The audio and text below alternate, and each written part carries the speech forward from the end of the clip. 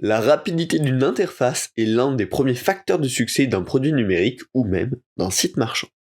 Voyons comment réduire la perception de ce temps d'attente avec un bon design.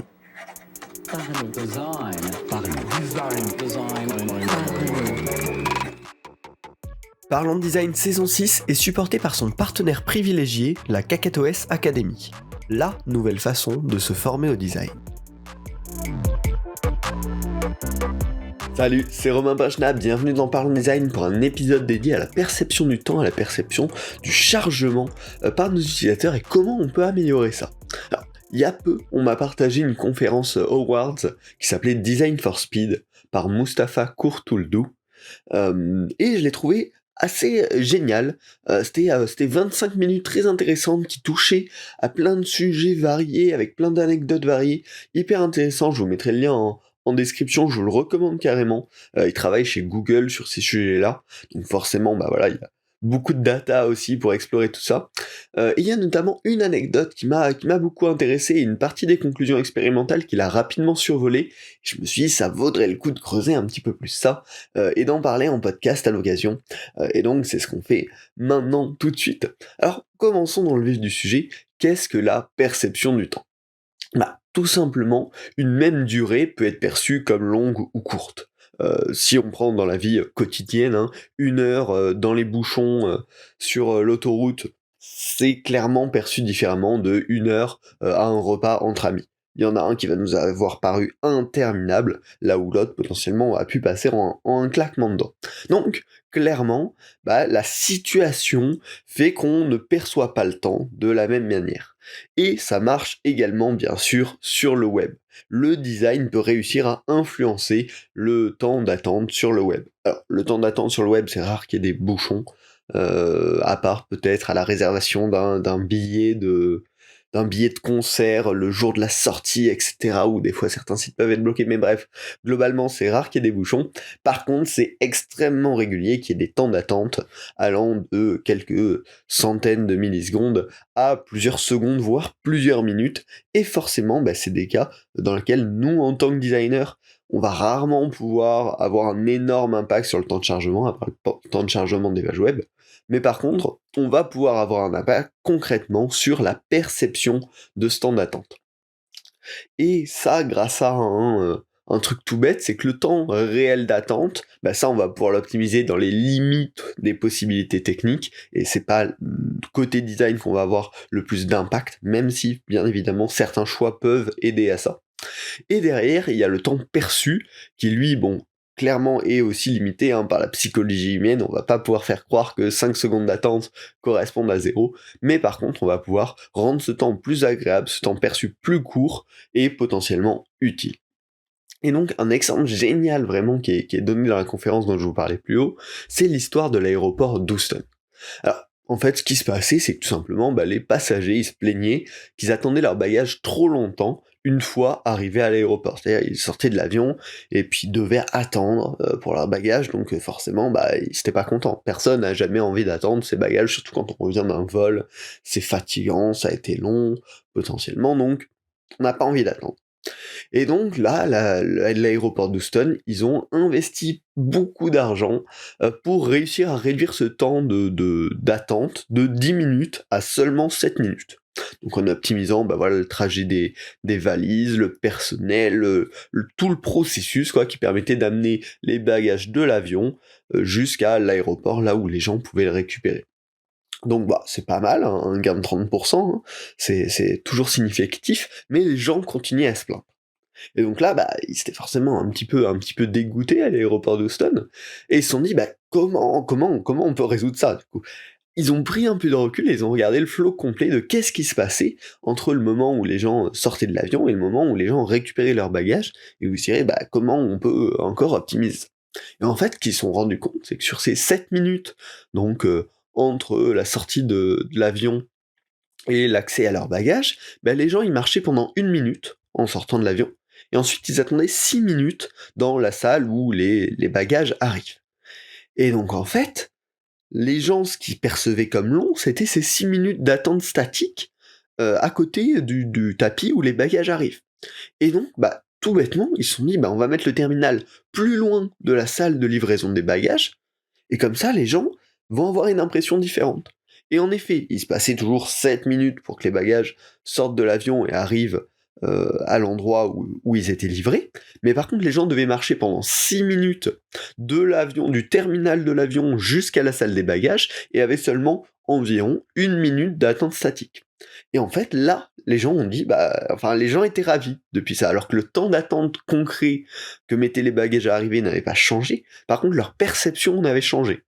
Ils considéraient que le temps de marche, finalement, n'était pas un temps d'attente, parce que c'est un temps où ils sont actifs, parce que c'est un temps où ils voient pas non plus l'endroit où peut potentiellement arriver leur bagage, parce que c'est une démarche différente, actif, où du coup, on a une perception complètement différente du temps et de la satisfaction derrière.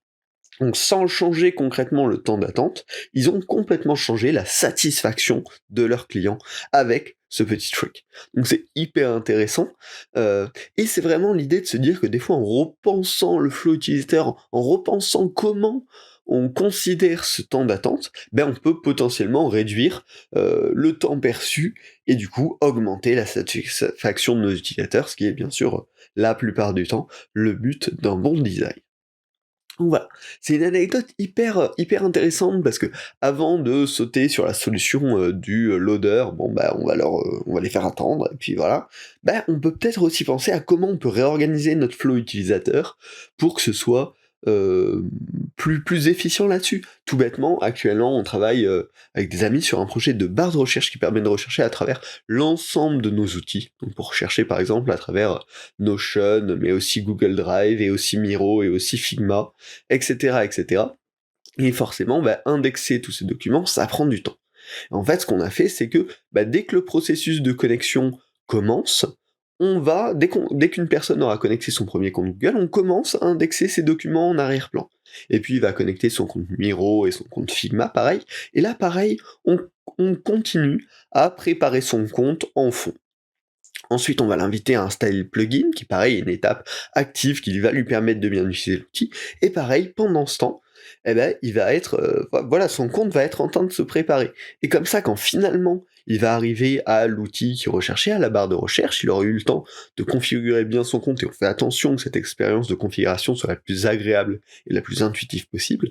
Mais en fait, le temps d'attente qu'on aurait pu afficher de dire, on vous fait attendre 10 secondes, voire plus, pour qu'on indexe vos documents, une majorité des informations aura déjà été indexée pendant qu'il préparait son compte, et quand il va arriver sur la recherche, elle sera prête, ou en tout cas à une grande partie d'usage, et derrière, on aura empêché de vraiment, on n'aura pas eu besoin de faire attendre l'utilisateur, parce qu'on aura réussi à camoufler toute cette expérience. Donc voilà, ça c'est vraiment le premier enseignement que je voulais vous transmettre aujourd'hui, et qui me semble hyper intéressant, c'est comment on peut repenser notre parcours pour limiter le temps d'attente. Mais bon, bien évidemment, on va arriver des fois dans des cas où on n'a pas le choix et on va devoir laisser nos utilisateurs attendre. Et dans ce cas-là, quel est le meilleur loader qu'on peut proposer à nos utilisateurs pour réduire leur perception du temps? Alors, on va aller du moins bon au meilleur ensemble. Alors, le premier, c'est le spinner, le classique, le petit cercle qui tourne sur lui-même à l'infini.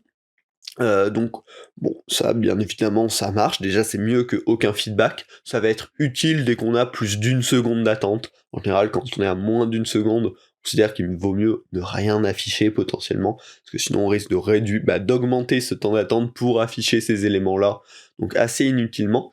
Et ça va être important de bien travailler la durée de la rotation pour trouver le bon équilibre. Si le spinner tourne trop vite, ça va très vite devenir agaçant, devenir stressant, mais si le spinner tourne trop lentement, en fait ça va donner à l'impression à l'utilisateur que l'application, que le produit est lent également.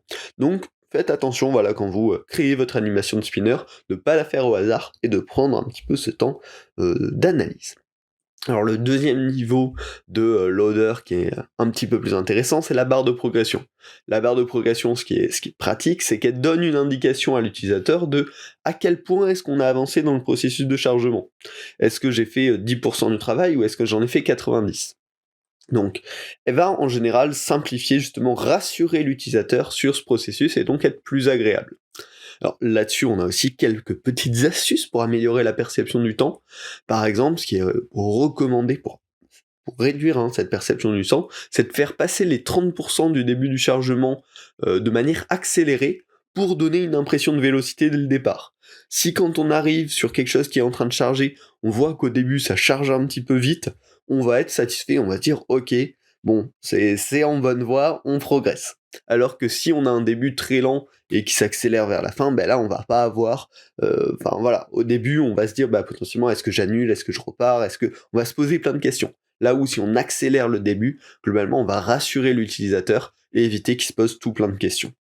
Donc, ça veut dire que la barre n'a pas forcément besoin d'être 100% alignée avec le réel, on peut faire des petits ajustements comme ça pour réduire la perception du temps. Et également un autre point, c'est que c'est pas tout le temps possible de suivre la véritable progression, parce que des fois, techniquement, on n'est pas capable de dire si le chargement il est à 50%, 66% ou 23%.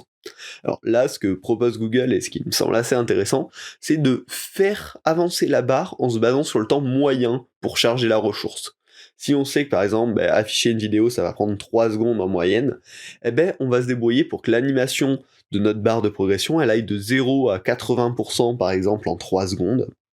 Et comme ça, dans la majorité des cas, ça va fonctionner. Et ensuite, que les derniers 20%, eux, ils se complètent une fois que le véritable chargement est fini. Et ça va permettre, là encore, de proposer la meilleure expérience à tous, c'est-à-dire une barre de progression qui a son aspect rassurant, qui a son aspect informatif, et en même temps, de rester proche de la réalité, dans le sens où nos 20 derniers pourcents, eux, ils vont vraiment correspondre au chargement complet de la page, et donc on va pas avoir de mauvaises impressions. Donc même sur des éléments simples comme ça, il y a des petites astuces qui peuvent permettre de réduire le temps perçu. Après, à vous bien sûr de voir entre l'aspect éthique de ces petits tips ou l'aspect de vouloir juste améliorer le ressenti de l'expérience utilisateur. Alors si on continue encore, il y a un troisième niveau de l'odeur qui là va encore réduire la perception du temps perçu par nos utilisateurs, c'est ce qu'on appelle les skeleton screens. Alors les skeleton screens, c'est quand on va afficher la page avec tous les textes, tous les contenus remplacés par des blocs gris dans un premier temps. Ça permet à l'utilisateur de prédire le format des informations, là où il y aura des images, là où il y aura du texte, mais sans avoir eu le besoin de les charger. Donc très vite, ça donne un premier sentiment en fait de satisfaction de se dire en fait ok, j'ai déjà fait une grosse partie du travail, j'ai toute la structure et il manque plus que le contenu. Là aussi, on va avoir des petites astuces pour accélérer la perception du temps. Si sur nos blocs gris de texte, on fait un petit shimmer, c'est un petit mouvement gris qui va de la gauche vers la droite, le temps perçu va être réduit de 10%. Donc il y a quelques études qui ont été faites là-dessus et ça semblait revenir à chaque fois. C'est-à-dire que si on a des blocs gris statiques, ça va être bien perçu comme un skeleton screen, mais si en plus sur ces blocs gris, on a une espèce de petit mouvement avec un gris plus clair qui se déplace de la gauche vers la droite, le temps perçu va être réduit de 10% par les utilisateurs, donc c'est toujours un petit boost intéressant. Et également, bien sûr, ce que je vous invite à faire, c'est à prioriser le chargement des différentes zones du site pour charger en premier le contenu le plus important. Là, c'est hyper impactant directement, mais si on essaye de charger tout le site à la fois, tout va arriver un petit peu plus tard. Si on priorise la zone principale du site et qu'on charge ensuite ce qu'il y a autour dans un second temps, la partie première va arriver plus rapidement. Voilà, on a encore, tu vois, des petites astuces comme ça pour améliorer la perception.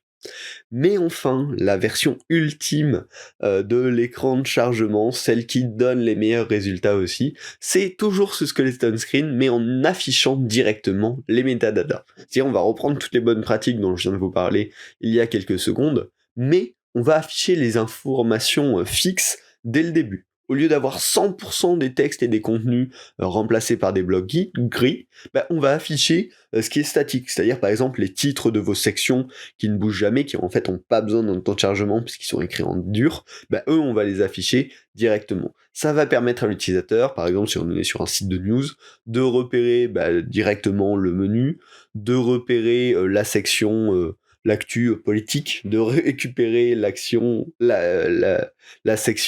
l'actualité jeux vidéo, etc., et de se diriger en fait directement, même avant que le chargement soit fini, de placer sa perception sur la zone que lui, il attend. Et donc ça, c'est ce qui donne les meilleurs résultats en les combinant bien sûr avec les conseils de juste avant. Donc pour conclure, bien évidemment, hein, l'idéal c'est de réduire le temps d'attente réel, et le design peut avoir un impact là-dessus en réduisant la quantité des vidéos, la quantité d'images, la qualité aussi, enfin voilà, en les compressant, etc.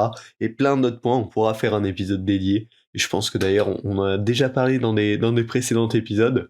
Derrière, on peut réussir à camoufler, entre guillemets, le temps d'attente avec d'autres process, comme dans l'exemple de l'aéroport d'Houston. Et bien évidemment, derrière, en complément, un bon design peut réussir à réduire la perception voilà, du temps de chargement grâce à une bonne barre de progression ou un bon skeleton screen bien pensé. Voilà. Il y a des méthodes qui existent pour réduire cette perception, et c'est clairement au service de nos utilisateurs, hein. Plus on les rend sereins, plus on leur donne l'impression que le produit est fluide, plus ils seront bien finalement à utiliser notre produit, donc tout le monde sera gagnant. J'espère que ce podcast vous a plu. Si c'est le cas, n'hésitez pas à laisser une note 5 étoiles sur votre plateforme préférée, que ce soit Spotify, Apple Podcast, Deezer ou autre plateforme. Voilà, une petite note et un petit commentaire, ça me permet, moi déjà ça me motive à continuer le podcast, hein.